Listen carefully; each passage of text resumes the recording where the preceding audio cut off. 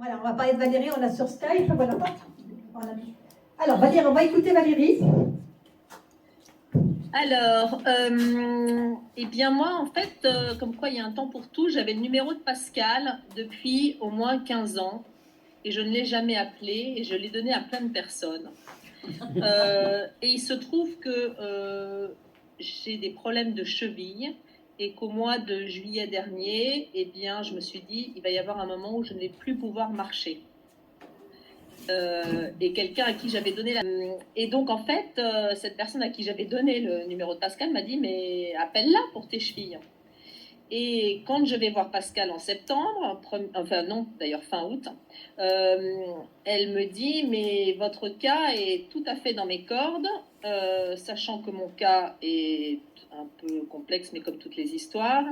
Je découvre que mon père n'est pas mon père à l'âge de 35 ans. Attendez, Valérie, est-ce que vous pouvez expliquer vraiment dans le plus précisément votre problème de cheville, parce qu'il est important quand même. Oui. Ok, d'accord. Donc mon problème de cheville, entorse, première entorse à droite à l'âge de 10 ans, avec entorse à répétition mal soignée, avec entorse à répétition régulièrement, laxité ligamentaire, avec donc la cheville que je ne soigne pas. Et à 35 ans, j'apprends que mon père n'est pas mon père, j'arrête de me tordre la cheville droite, et en fait, je me tords la cheville gauche. Donc, je ne soigne pas ma cheville gauche comme je n'ai pas soigné ma cheville droite. Je ne comprends pas comment est-ce que tout d'un coup, celle de gauche qui tenait celle de droite lâche. Celle de droite ne se tord plus. Bref. Mais tout ça allant, problème de cartilage. Et en fait, fin août, début septembre, on m'explique que je n'ai plus de cartilage ni à gauche ni à droite. Un radiologue me dit que dans l'état dans lequel je suis, normalement, je ne devrais plus marcher, que donc c'est ma force de tempérament qui me porte. Et évidemment, je suis trop jeune, j'ai 60 ans, pour me dire que la petite chaise, c'est pour demain. Et voilà, il faut que je trouve une solution.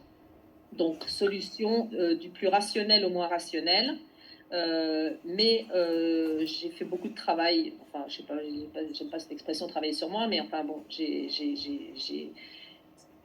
avancé dans toutes les problématiques, on va dire, d'histoire, de transgénérationnel, etc., etc.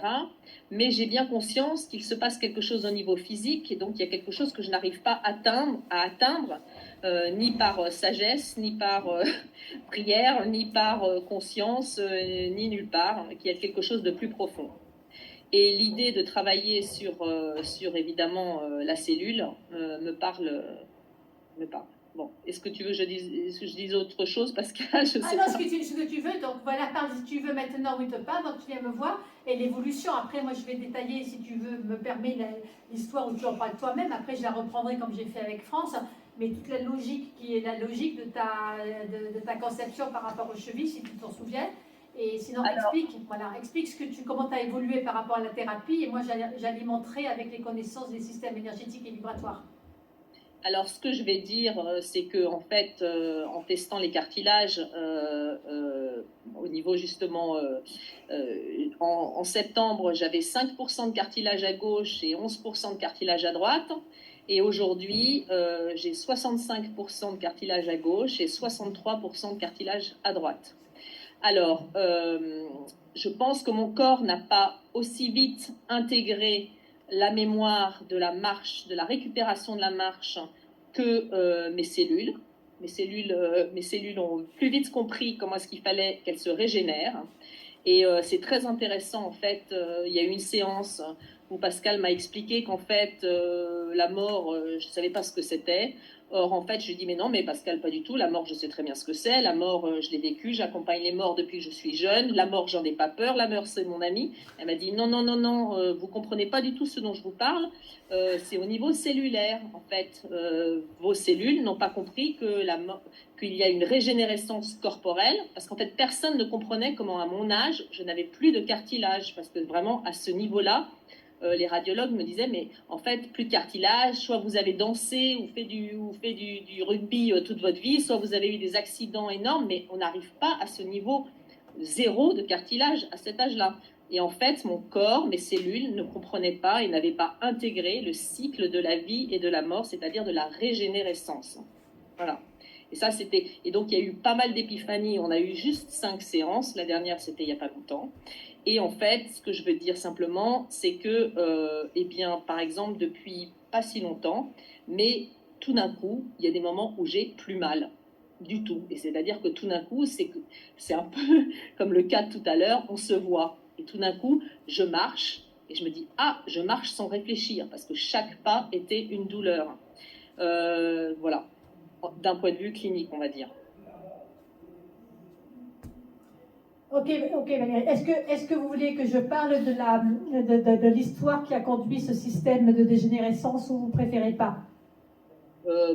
Si vous voulez, parce qu'en fait, c'est quand même un problème un peu vraiment. Alors, le problème alors la première séance, Pascal, en fait, c'était quand même assez phénoménal parce qu'en fait, c'était lié à l'identité et en fait, je me suis rendu compte qu'en fait, je n'existais pas. Voilà. Donc ça, c'est d'un point de vue énergétique, en fait, dans son corps, Pascal, par la kinésio, fait comprendre qu'en fait, Valérie n'existait pas sur Terre, elle n'existait que par l'intermédiaire de toute sa descendance et ascendance et masculine et féminine. Donc en fait, c'est comme si il n'y avait pas eu de conception. Voilà. Voilà, mais justement, on en revient à ce que j'ai dit, on se tutoie, Valérie, je vous se tutoie, mais je sais qu'on se tutoie là. Donc on peut continuer à se tutoyer là. Ce qui est important, c'est que ce qui a été identifié tout de suite quand j'ai dit que dès la première séance que les chevilles c'était dans mes cordes, je peux expliquer pourquoi. Parce que dès la première séance, on était sur une problématique d'origine. Oui. D'origine de vie. Oui. D'accord ? Est-ce que je peux en parler ou tu préfères qu'on n'en parle pas? Non, vas-y. Oui, d'accord. Alors, j'ai pas tout en tête parce que l'histoire est un peu compliquée, donc tu me dis si je me trompe, après j'aurai les slides, mais l'origine de vie est très importante pour rapport à l'histoire, c'est-à-dire que chaque articulation est reliée à un système énergétique, ça on l'apprend en cours. Donc les genoux c'est estomac pancréas, les chevilles c'est rein vessie, les coudes c'est cœur intestin grêle, les épaules c'est poumon côlon, et les hanches c'est foie vésicule biliaire. Donc quand on sait ça déjà, problème de cheville, c'est les systèmes rein vessie, d'accord? Rein vessie, donc un système de cheville aussi important de dégénérescence, avec les systèmes d'épiothérapie, on va aller chercher qu'est-ce qui se passe au niveau du système rein vessie, qui est le système de la vie intra-utérine, de la conception et des mémoires transgénérationnelles. Donc déjà, on est en cohérence. On est en cohérence comme on était en cohérence avec Sandrine tout à l'heure, estomac pancréas. D'accord. Donc déjà, on a une cohérence. C'est-à-dire que la pathologie correspond au déséquilibre d'un système énergétique qui correspond. Donc déjà, on dit il y a quelque chose à faire. On peut aider parce que c'est cohérent. D'accord, c'est cohérent. Alors après, il faut se dire qu'est-ce qui se passe par rapport à cette origine et cette vie intra-utérine. Alors de mémoire, parce que toutes les histoires, j'essaye de m'en rappeler un petit peu, mais de mémoire, donc Valérie, de mémoire. Après, on reprendra parce que j'ai fait un slide. Mais ce problème d'origine, pour faire comprendre comment il a impacté les chevilles, la marche et le fait de ne pas pouvoir s'élancer dans la vie, à avancer dans la vie avec ses chevilles, d'accord? De ne pas être ancré. Les chevilles, c'est la relation à la terre. La relation à la terre, cheville, c'est l'articulation qui est la plus proche de la terre, de l'ancrage et de l'insertion place à terre, la dernière séance qu'on a faite, l'insertion. Pareil. Parce qu'au niveau de l'origine, si mes souvenirs sont bons, Valérie, elle a une maman qu'on va appeler J, d'accord, et qui était mariée avec un monsieur qu'on va appeler P, c'est ça? C'est ça, Valérie? Oui, c'est ça. D'accord, ok. Et la maman qu'on appelle J était assez séductrice et avait un amant qu'on va appeler A, c'est ça aussi? Oui. C'est ça aussi, d'accord. Et quand même, voilà, elle était assez séductrice. Et donc, J et A, d'accord, ont eu un enfant. Il s'appelle comment? Il s'appelle Valérie. Il y a un enfant qui s'appelle Valérie. Sauf que J était amoureuse et voulait garder l'enfant, mais Anne ne voulait pas l'enfant. On lui a fait un bébé dans le dos. Trahison. C'était qu'un amant, il ne voulait pas bébé. Bébé dans le dos. Donc il a absolument voulu que, si je ne me trompe pas, que J avorte. C'est ça? Oui. Voilà. Donc on a encore un problème d'un enfant non désiré, Mais là, encore avec une dualité différente, chaque histoire est différente, parce que le papa, le géniteur n'en veut pas, donc la maman veut l'enfant, c'est ça? Oui. Parce que J ne pouvait pas avoir d'enfant avec P. Qui, après, on s'apercevra, si mes souvenirs sont bons, que P est stérile. Oui. Voilà. C'est l'histoire de vie. Hein. Moi, je suis dans la vie. Hein. Je vous dis, je suis dans la vie. Donc, P est stérile, ouais, mais il ne le sait pas à la conception. Donc, il va croire qu'il est lui. C'est ça? Oui. Voilà. Donc, on est vraiment là, dans l'histoire. Il va croire qu'il est stérile, il ne le sait pas. Il va croire que l'enfant est de lui. Mensonge, entre guillemets, déni, secret. Et le secret du mensonge, c'est la famille Rémessi. Donc, on retrouve encore la famille Rémessi. Tout ce qui n'est pas dit, tout ce qui est secret, c'est Rémessi. C'est caché, hein. C'est caché, ça se voit pas. D'accord? Donc là, on est dans cette histoire-là. Donc A voudra absolument que J avorte. Elle ne le fera pas, elle gardera l'enfant. Et qu'est-ce qu'elle va faire? À 5 mois de grossesse, elle va se séparer. 5 mois de grossesse, donc pendant la vie fétale. Séparation avec l'amant. Ouais. Et séparation avec l'amant. Et que se passe-t-il pour cette femme qui est mes hommes, d'après ce que j'ai compris? Eh bien, elle va rencontrer un monsieur qui s'appelle M. Enceinte. Enceinte. Enceinte. Elle est toujours avec son mari? Oui, D'accord. elle reste avec son mari. Alors, quand vous avez compris ce que je vous ai dit avant, vous comprenez les perturbations quand même au niveau de la conception et des chevilles. Sachant que les chevilles appartiennent à la famille Rémessi. Il y a de quoi s'y perdre. Ah, oui. Donc, sauf que Marie-Michel, si j'ai mes souvenirs sont bons, elle est très amoureuse. C'est ça? Oui. Ils sont très amoureux. Voilà.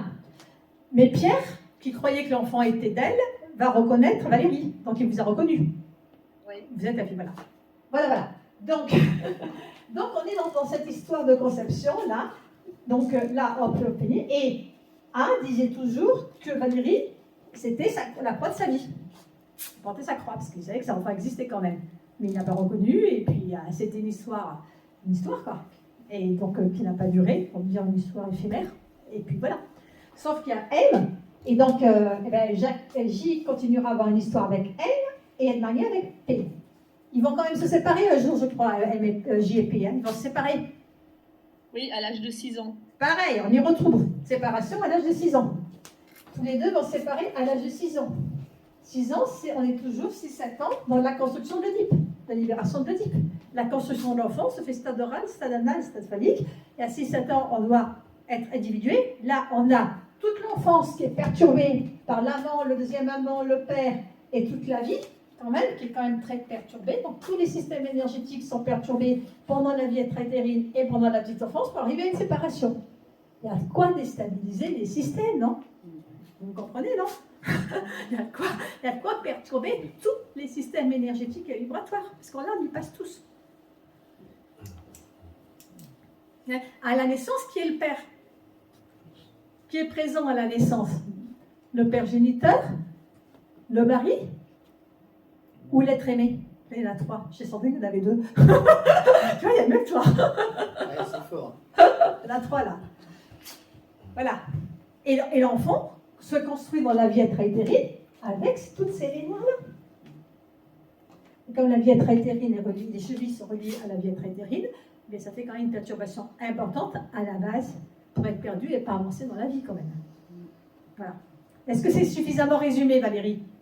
Oui, oui. Alors, si je peux ajouter par rapport à la personne tout à l'heure qui disait que comment est-ce que tu entends les cellules, c'est assez drôle parce que au cours d'une session, je donne des exemples concrets, mais Pascal tout d'un coup se met à rigoler. Alors on se dit mais qu'est-ce qu'elle a entendu quelqu'un qu'on n'a pas entendu? Il y a quelque chose qui nous échappe. Et à 2 séances différentes, la deuxième séance d'ailleurs, tu m'as dit ton cœur, enfin votre cœur, enfin bref, peu importe, me dit j'en ai marre de battre pour 3 pères. Je suis fatiguée de battre pour 3 pères. Je ne me rappelle plus. Voilà. Et puis à la 4e séance, elle me dit tes cellules me disent ma mère ne sait pas sur quel pied danser. Ah oui, c'est vrai, juste. Ouais, ça c'est vrai, ça je m'en souviens. Bon, donc c'est quand même des phrases qui marquent parce que c'est comme si on entendait ses propres cellules se parler à soi-même, venues du fond des âges. Et donc, c'est assez étonnant, en fait. Oui. Voilà. Alors, pour compléter, ce qui fait dire ces phrases, c'est la relation avec la cellule. C'est parce qu'on connaît les systèmes. C'est pas sorti de n'importe où, mais c'est vrai que c'est des phrases de plus en plus. L'énergie quantique bouge beaucoup en ce moment. Pour ceux qui sont thérapeutes, vous savez, on a, vraiment ça bouge, on a des infos, les énergies quantiques, il y a urgence de rétablir les systèmes énergétiques des gens. Donc effectivement, quand on est bien ancré dans sa thérapie, qu'on la connaît bien, qu'on a bien les concepts, qu'on est ancré, qu'on est vraiment positionné dans la relation d'aide, eh bien on nous aide aussi. Je veux dire, l'énergie est là, donc on la capte de plus en plus, et puis c'est l'expérience. Et puis il y a toutes ces phrases de nos ancêtres qui sont importantes. On ne sait pas sur quel pied danser. C'est une phrase de nos ancêtres qui est adaptée à la situation et qui donc est appropriée aux cellules, bien entendu. Donc on a... Oui. Ce que je dirais qui est absolument incroyable dans cette technique, c'est l'intégration immédiate. C'est-à-dire qu'en fait, on a l'impression que les choses se passent en une étincelle, quoi. Voilà. Comme la conception, finalement, je ne sais pas. Mais c'est-à-dire qu'en fait, ça résonne de manière complète dans tout le corps, et j'imagine donc dans tous les organes, à un instant T, mais de manière totalement... C'est comme si toutes les lumières s'allumaient en même temps, en fait. Et donc, c'est quelque chose qui vous échappe. C'est très étonnant. Et en plus, lié au vivant, ce que je disais à Pascal l'autre jour, c'est comme si, en fait, il y a des choses qu'on sait. C'est comme si, par exemple, une carte postale, c'est un souvenir de vacances, c'est quelque chose de mort. Mais là, quand on réveille la cellule, c'est comme si on était dans le paysage vivant. C'est-à-dire que ce n'est pas une carte postale et un souvenir qui est posé sur une table, c'est le paysage qu'on revit complètement de l'intérieur, en fait. Mais physiquement, c'est-à-dire qu'effectivement, après une séance, on est super fatigué, on a l'impression que ça bosse, c'est les temps modernes, quoi. C'est Charlie Chaplin, tac, tac, tac, tac, tac, tac, ça va partout. Voilà. Donc, et c'est bien parce qu'on n'a pas à trop réfléchir, quoi. Les trucs, ça arrive tout seul. C'est pas comme une psychothérapie, on n'a pas besoin de se prendre le chou, ça se passe tout seul, il faut surtout pas que la tête s'en mêle. Non, c'est moi qui me prends la tête. C'est moi qui me prends la tête. Quand on me dit, mais pourquoi tu es fatigué, tu donnes l'énergie? Non, je ne donne pas d'énergie, c'est simplement la concentration intellectuelle qui est fatigante, parce que le travail qui est fait, c'est important ce que tu dis Valérie, ça me permet de préciser. Ça fait partie d'une thérapie parce que, où on ne donne pas d'énergie. Je ne veux pas donner d'énergie, ça ne sert à rien de donner de l'énergie. Elle vient d'où? Mon énergie, je n'ai pas le droit de la donner à quelqu'un. Ce que je fais, c'est j'enlève. On dégage les obstacles qui empêchent l'énergie de la personne de circuler correctement. Pour ça, ça demande énormément de connaissances, de concentration. Effectivement, il faut mieux avoir sa tête avec la personne et l'histoire, ça c'est clair. Mais par contre, ce n'est pas un travail où on donne de l'énergie. Il y a des personnes, il y a des thérapeutes qui donnent de l'énergie, mais c'est leur choix. Chaque personne a sa technique. La technique d'hypnothérapie, ce n'est pas du tout une technique où on donne de l'énergie et où on apporte de l'énergie, etc. C'est une technique où on dégage l'information vibratoire perturbée du système énergétique concerné de manière extrêmement précise, en ayant l'âge du système, les prénoms, etc. Hop, on dégage, d'accord? Donc il faut avoir de la concentration et être très précis, parce que si on dégage une poussière, ce n'est pas pareil qu'un gros caillou, il faut être très précis. Et c'est un travail de dégagement, ce qui n'est pas du tout pareil, parce qu'il y a des thérapies qui sont... on donne de l'énergie. Moi, ce n'est pas du tout le cas de l'hypnothérapie. Voilà, chacun fait la thérapie qu'il veut. Bien entendu, à partir du moment où ça fonctionne, il n'y a que les résultats qui comptent. Voilà. Donc ma fatigue, elle vient plutôt d'un problème de concentration et d'intensité que de donner de l'énergie. Sinon, je ne serais pas là ce soir avec l'énergie. Grâce à vous d'ailleurs. Alors, des précisions, Valérie, ou je passe rapidement les slides pour repréciser tout ça, ou tu as d'autres choses à rajouter, ou je passe les slides et tu rajoutes quelque chose après? Oui, si tu veux, mais ouais, voilà. Ben, c'est pas si je veux, c'est si tu veux toi aussi. Voilà, tu me dis. Donc, je pense que j'ai dit l'essentiel. L'essentiel. Et c'est vrai que chaque séance débloque des choses. Et quand tu as travaillé sur l'énergie placentaire, c'est vrai que moi j'aime les mots. Et la placentaire, c'est vraiment sa place sur Terre. Exactement. Et à chaque séance, en fait, il se passe des choses, des épiphanies où tout d'un coup on se dit ah, mais oui, c'est bien sûr. Ou même la dernière séance où on a travaillé sur le rejet. En fait, a priori, si on demandait à la salle un psychothérapeute, par rapport à l'histoire qu'on vient de raconter, il dirait « Ah bah oui, le rejet, c'est normal, elle a subi le rejet, son père l'a rejeté, c'est normal et tout. » Eh ben, pas du tout, oui, il y a le rejet là, mais en fait, il y en avait un autre derrière, complètement caché. On va pas l'expliquer ce soir, c'est trop long. Mais ce que je veux dire, c'est qu'en fait, on a travaillé l'énergie rejet, mais c'est pas la plus évidente non plus qui est sortie. C'est une cachée beaucoup plus sournoise, beaucoup plus pernicieuse, qui ne m'était pas venue à l'esprit et qui, en fait, n'était pas mon rejet. C'était un rejet que ma mère avait vécu et que donc j'avais vécu moi, mais qui, en fait, dans l'histoire qu'on raconte, on le voyait pas celui-là. Donc, en fait, c'est très, très drôle parce que c'est des couches et des sous-couches et des sous-sous-couches. Voilà. Ok, Valérie. Alors, je vais faire passer les diapositives rapidement donc qui vont compléter. Vous êtes d'accord pour voir les diapositives après? Comme ça ancre les choses. Ça ancre les choses. Et après, s'il y a quelque chose à rajouter aussi, les personnes ont des choses à te demander, des témoignages, des précisions. À ce moment-là, reste avec nous. Hein. D'accord? Alors, du coup, on va laisser ici. Du coup, c'est bien comme ça. C'est bien, on laisse comme ça. Ouais, c'est Noémie, je vous laisse défiler. Hein. Je vous laisse défiler. S'il faut revenir en derrière, je vous le dirai, Noémie. Voilà. Alors voilà, recueil d'informations, d'accord? Toujours pareil. Alors toujours pareil, la première séance où on recueille des informations, puisque sans information, on ne peut pas aller très loin. Donc 10 ans entorse non soignée, à 35 ans, j'ai une grosse entorse, se sépare de son mari et découvre que son père n'est pas son père. Alors c'est très important pour moi, parce qu'après j'ai fait le lien, je ne sais pas si c'est écrit ici, mais il me semble de mémoire, c'est que le lien qui a été fait par rapport à ça, qui est un lien qui m'intéressait, c'est que ta maman t'a eu à 35 ans, c'est ça? Ouais. Voilà, donc voilà. Elle découvre que son père n'est pas son père, à 35 ans, à l'âge à laquelle sa maman l'a eu. Donc pour moi, c'est ce que j'appelle un codage mémoriel, lié à 35 ans. D'accord? Et l'entorse, c'est une entorse de la vie quand même. Avoir, c'est l'entorse de la vie, donc son père n'est pas son père, c'est l'entorse de la vie. Je vais le dire ça quand même, aussi. Okay. L'histoire, sa mère J, mariée à P, pas de grossesse, elle a un amant A, enceinte, et ne la veut pas, et la pousse à avertir. Elle garde l'enfant, elle rencontre M, histoire d'amour intense, A, donc rejette J. C'est par discrétion que Valérie n'a pas voulu mettre les prénoms, et bien entendu, on respecte totalement. Ils se séparent, J reste avec M, l'amant, et P, le mari. Pour répondre à ta question, reste avec les deux. Ok? On avance, du coup, Noémie. Voilà. Il y a un bébé derrière, bienvenue Sam. Il y a un beau bébé là. Noémie a un beau bébé. Alors, P vit mal la situation, il ne sait pas que l'enfant n'est pas de lui. Il comprend rien, ça se sent quand on est trompé, hein, les hommes et les femmes, on le sent. Voilà, il n'est pas de lui. Il y a de la violence, hein. Il y a de la violence dans le couple, donc Valérie, dans son histoire aussi de l'enfance, va connaître la violence. Pas d'amour entre J et P, donc pareil, elle est élevée sans amour. Hein, voilà, elle n'a pas la ressource de l'amour que d'autres personnes avaient. Hein, ni avec A, le père biologique. Le père biologique, c'était une histoire éphémère. Donc, en fait, entre la conception et le père, il n'y a pas d'amour. Il n'y a que l'amant, Michel, qui est là. Donc, la grand-mère, elle a 6 ans, elle divorce. Et là, il y avait une histoire aussi. C'est que l'arrière-grand-mère, je l'ai noté, juste pour information, mais bon, on ne va pas développer aujourd'hui. C'est que l'arrière-grand-mère maternelle, la fille de l'arrière-grand-mère maternelle, a eu un enfant très jeune. Et elle l'a reconnu comme sa propre enfant. C'est-à-dire que la maman, l'arrière-grand-mère maternelle, s'est appropriée l'enfant de sa fille. Donc fusion-confusion de mère et grand-mère. Et ça, au niveau transgénérationnel, c'est très, très important. C'est comme si on avait volé l'enfant de la fille, et c'est la grand-mère dans cette là. Donc c'est au niveau transgénérationnel, je ne vais pas vous dire maintenant, mais c'est conséquent. Voilà, il faut savoir que c'est conséquent.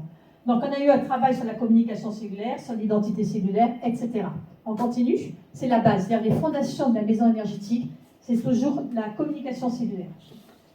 Alors après, deuxième séance, elle me dit que c'est un coup de baguette magique, j'ai repris les mots de Valérie, hein, aligner, plus de conscience, prudence par rapport à elle, elle s'écoute plus. Alors c'est très important, comme je vous dis, les mots sont importants.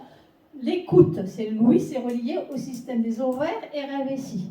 Donc quelqu'un qui vous dit je ne m'écoute pas, aussi, oui, ovaire, famille RVSI, mémoire transgénérationnelle. Mais il suffit d'écouter, hein. Il suffit de connaître ses cours et d'écouter. Tout est dit. Donc, et elle vous dit, je m'écoute plus. Donc pour moi, c'est très intéressant. Ouais. Il y en a qui va vous dire, je m'observe plus. Il y en a qui disent, je prends de la distance. Il y en a qui vous disent, je lâche prise. Non, je m'écoute plus. Voilà. Avant tout, et qu'est-ce que nous a dit que Sandrine? J'existe plus. C'est même pas rien. C'est incroyable, non? Moi, je suis toujours surprise. En tout cas. Voilà, avant tout, elle me dit, avant tout, tout était compliqué. Elle était tout le temps sur le qui veut vivre. Et après, elle dit que je vive. Elle passe de qui veut qui vive au qui je vis. C'est quand même. Et puis Valérie est très connectée, elle est très consciente de son corps et ce qui se passe. Maintenant, tout est fluide, regain d'énergie, je suis qui je suis. Comme par hasard, l'essence ne voulait pas sortir. Comme je vous ai dit, il y a toujours un lien entre la naissance et la conception dans ce que je fais. Toujours, je ne veux pas le dire au niveau de la médecine, mais dans l'hypnothérapie, je retrouve toujours un lien entre la naissance et la conception. Ça. Donc, expression du rejet de sa mère. La naissance, c'est une expression du rejet de sa mère. On ne va pas trop en parler. Voilà. Donc, l'enfance de la naissance à 6 ans, mensonge, violence, danger. Ah oui, il n'y a que des mensonges. Elle ne vit que dans le mensonge. Le mensonge, c'est le déni. C'est le mensonge et c'est la famille Ravessi. Or, elle a été conçue par 3 ans. Je veux pas, il y avait la maman qui l'aimait, dans l'énergie extra-utérine. Et dans l'utérus, dans la conception, il y avait l'amant éphémère. Et dans le quotidien, il y avait le père. Donc, le déni, il est bien là. Sa mère J n'aime pas P, qui est stérile, et la vérité. L'amant, et l'amant disait, je vais te le dire Valérie, c'est ma croix tous les jours. Et 35 ans, Valérie découvre que son père n'est pas son père, et sa mère l'a eu à 35 ans. Donc là, je travaille profondément sur la structure énergétique, qui effectivement, l'origine, l'existence, le corps, et là, tout de suite, sortira au niveau cellulaire l'identification du rejet. Et du rejet qui sera travaillé plus tard, et qui a été travaillé à la dernière séance avec Valérie, donc quand j'étais à Paris. Allez, on continue ? On passe la Noémie, on passe l'autre. Voilà. Alors après, 3e séance, se sent mieux, beaucoup plus de patience. La patience, c'est important, d'avoir plus de patience. Se sent moins transparente. Alors c'est très intéressant, elle dit qu'elle se sent moins transparente. Quand on sait que la blessure de rejet, le masque qui va avec, la perturbation qui va avec, c'est la fuite et la transparence et l'expression de ne pas exister, c'est quand même très intéressant qu'elle vous dise « je me sens moins transparente ». Associée à la blessure de rejet, s'il y a la fuite, l'évitement, vouloir disparaître, être transparente. Et elle vous sort le mot. Donc les cellules, elles parlent. Et alors dans sa vie, il y a aussi la fragilité de la mère qui est importante et qui avait toujours des problèmes de jambes et donc de locomotion. Alors on fait un gros travail, lui, de mort, cycle de la vie et de la mort par rapport à sa mère. Donc ça a été un gros travail effectivement qui a fait prendre conscience de cette notion cellulaire de l'intégration de la mort par rapport à l'origine. Les traumas physiques et psychologiques de la naissance, parce que c'est relié à la conception, c'est très important de travailler les traumas de naissance, surtout quand il y a une conception perturbée, comme là, notre amie Valérie. Et séparation avec la mère à la naissance, bien sûr, parce que c'est la première séparation. Amélioration des chevilles, environ 50%, état de bien-être, envie d'être plus visible. Elle vous dit à la fin de la séance qu'elle a envie d'être plus visible en 4e séance. C'est intéressant, et de reprendre ses projets, et d'être visible. C'est incroyable, hein? Ouais. Voilà. Alors, on fait un gros travail sur la conception. L'insertion placentaire, bien entendu, là, vous comprenez, de l'insertion placentaire, on ne savait pas qui s'insérait, là, la pauvre, hein. Pas d'identité, hein. C'est dès la conception. Et le stade embryonnaire et fœtal. Voilà, et ensuite, on passe, voilà, c'est essentiel. Donc voilà, c'était la dernière session qu'on a faite à Paris, donc en mars. Veut avancer et risquer de s'élancer. Elle est arrivée, Valérie, avec ces mots-là. Je veux avancer et risquer de m'élancer. Vous vous rendez compte, les mots? Et s'élancer, il faut avoir la force dans les chevilles pour s'élancer. C'est pas qu'avancer quand on est ostéopathe, il faut s'élancer. Sent mieux pour le cartilage des chevilles, marche mieux et a eu 10 heures sans aucune douleur. On a travaillé sur la blessure de rejet. Voilà. Et je rappelle, le rejet de la maman, son père Anne voulait qu'elle avorte et Valérie se sentait transparente. Voilà. Voilà le résumé. Alors, je vous ai fait des résumés concis, bien sûr, c'est structuré, c'est des synthèses, ça vous suffit. On n'a pas besoin d'aller dans les détails, parce qu'après, on rentre dans la thérapie, la technique, on ne va pas dans les détails. Mais c'est pour vous montrer la cohérence, surtout ce que j'ai envie de vous montrer ce soir, et ce que j'ai envie de transmettre, c'est la cohérence. Notre corps nous parle, c'est ce que je dis sur mon site, notre corps nous parle, notre système énergétique nous parle. Et c'est très important de faire tous les liens et de les relier entre eux pour dire qu'est-ce qui se passe, d'où vient l'origine du problème. Ok? Valérie, quelque chose à ajouter ou quelqu'un pose des questions? Alors, est-ce que vous avez des questions à poser à Valérie ou des remarques? Non? Serge, non? Non? Aucune? Sandrine? Non. Il faut savoir que l'insertion placentaire qu'on a travaillé avant, c'est très important aussi pour elle, puisque l'insertion placentaire sur Terre, c'est les chevilles, comme je l'ai dit, qui est les premières sur Terre. Les chevilles, c'est le plus près de la Terre quand même. Donc, c'est très important. C'est très important. Oui, j'ai une question. Elle était consciente que son père n'était pas son père Ouais, biologique, mais Ouais. si elle n'avait pas eu l'information, tu ne pouvais pas aller chercher. Le tout est juste à chaque instant. Après, on ne peut pas savoir si elle était consciente, ça a été dit, mais quand tu n'as pas l'information qu'elle prend de suite, tu vas quand même chercher les informations de la vieille traitérine. Après, bon, là, elle l'a eu, les gens qui viennent me voir, des fois, il y a comme c'est la même histoire que les personnes abandonnées. Ouais. Les personnes abandonnées, tu n'as pas forcément, mais le corps va parler. Le corps va parler. Je vais juste répondre à cette Oui, question, vas-y. si je peux. Alors, il y a ce qu'on sait, ce qu'on ne sait pas qu'on sait, et ce que le corps sait qu'il sait. Or, en fait, de manière très, très curieuse, en fait, ma mère m'a jamais dit que mon père n'était pas mon père, mais je l'ai deviné, ça m'est tombé dessus, au hasard d'une conversation, en fait, je connaissais l'existence de cet homme, et je ne sais pas pourquoi, au milieu d'une conversation, j'ai dit tout d'un coup, mais en fait, qui est mon père ? Et en fait, ma mère m'a dit, ben, c'est lui. Et elle est persuadée qu'elle me l'a avoué, mais elle ne me l'a pas avoué, je l'ai deviné. Mais je pense que c'est mon corps qui le savait. Et en fait, mon corps devait le savoir. Donc je pense que si j'étais allée voir Pascal avant d'avoir appris, je pense que ça serait sorti en fait. Voilà. Parce que mon corps, fondamentalement, le savait. Et je n'ai jamais aimé le mari de ma mère. Je n'ai... bon, voilà. Pour moi, j'étais sans père. Hein, alors que... Voilà. Ça a répondu à ta question, Agnès? Oui. Alors, vous, dans la salle? Oui, Hélène. Bon, alors, vous imaginez que c'est pas moi qui pose la question parce que je suis la seule à en poser. C'est bien. Mais bon, Non, comment est-ce que... le comment du pourquoi. Non. Est-ce qu'il y a une technique ou je sais pas, quelque chose qui permettrait de laisser plus de place à l'expression du corps? Puisque C'est sans doute. l'intervention précédente a bien fait apparaître qu'il y avait une connaissance de l'intellect, une connaissance du corps différente. Oui, mais il faut écouter son corps. Non, mais justement, Voilà. enfin, comment on fait? Ah ben comment on fait? Il y a plein de techniques, Sandrine. Elle veut toi. Ah, on va voir Sandrine. On va voir Sandrine. Là, la meilleure personne qui puisse aider en complémentarité, parce que moi, je ne peux pas tout faire après les sensations de travailler, mais une des techniques, d'abord, c'est s'écouter. Donc, quand on nous parle, c'est vraiment s'écouter, ça c'est clair. Être à l'affût de tous les signes du corps. Mais quand on est fermé par rapport à son corps, parce qu'on ne peut pas reconnaître son corps, on peut avoir du refus du corps, on est trop dans le mental. C'est parce qu'il y a des blocages qu'il faut travailler en thérapie, mais une des techniques, c'est Sandrine. Hein. Sandrine est très forte là-dessus. Hein. Voilà. Oui, on peut ouvrir ce genre de personnes, hein, bien sûr, ce genre de perception.